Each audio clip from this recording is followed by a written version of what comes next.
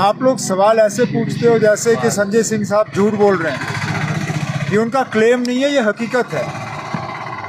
बदकिस्मती से जब कभी ये होता है, बार बार मीडिया के तरफ से, टेलीविज़न चैनलों के तरफ से, अखबारों के तरफ से ये बात आती है कि हम क्लेम करते हैं। ये क्लेम नहीं है ना, ये सच्चाई है।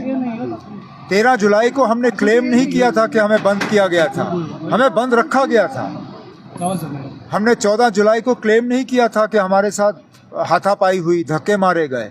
ये हकीकत है और आज भी हकीकत है। संजय सिंह साहब को बंद रखा गया है।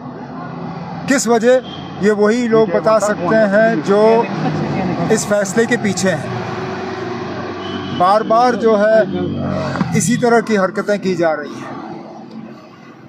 कहने के लिए तो कहते हैं कि जम्मू कश्मीर में सारा कुछ ठीक है, माहौल अच्छा है, लोग खुश हैं, सारा कुछ जो है वो एक नया जम्मू कश्मीर बन रहा है।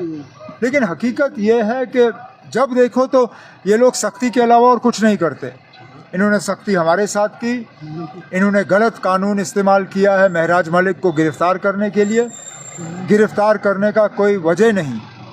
अब चलिए, अगर उनके बिहेवियर में या किसी ऐसे चीज़ में किसी को शिकायत हो तो असेंबली सेक्रेटेरिएट के साथ उठाइए, स्पीकर साहब से उसके बारे में बात करिए।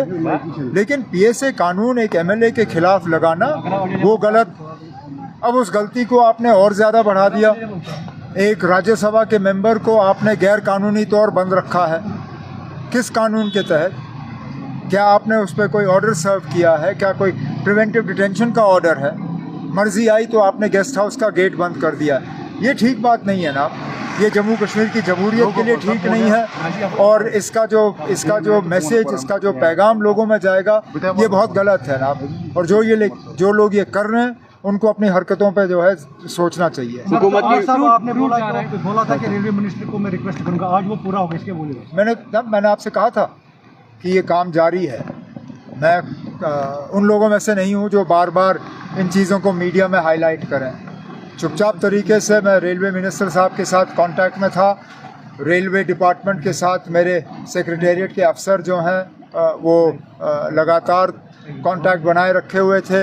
एग्रीकल्चर प्रोडक्शन डिपार्टमेंट और ग्रोअर्स के तालमेल के साथ आज ये मुमकिन हुआ कि 2 रेक जो हैं उनको कार्गो के लिए इस्तेमाल किया जा रहा है।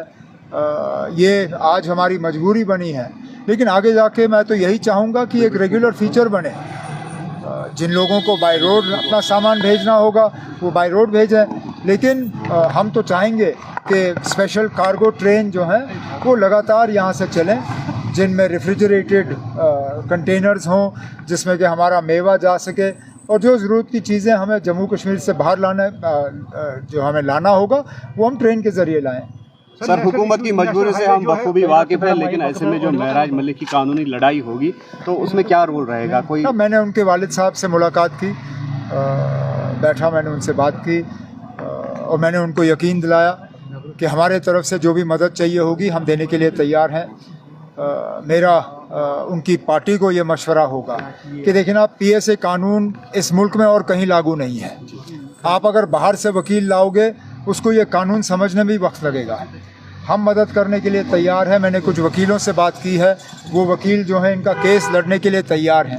बेहतर है कि वो किसी ऐसे वकील को यहाँ पे लगाएं जिसको पीएसए केस लड़ने की आदत है, जो इस कानून को जानता है। मुझे खुद पीएसए के खिलाफ लड़ना पड़ा। 2020 में जब मेरे खिलाफ पीएसए लगा तो मैंने यहाँ से एक अच्छा वकील करके सुप्रीम कोर्ट में वो लड़ाई लड़ी। मेरा मशवरा आम आदमी पार्टी को और उनके साथियों को यही होगा कि बाहर से कोई बड़ा वकील मत लाइए, आप यहीं से वकील ले लीजिए जिसको पीएसए का कानून जो है जो जानता हो।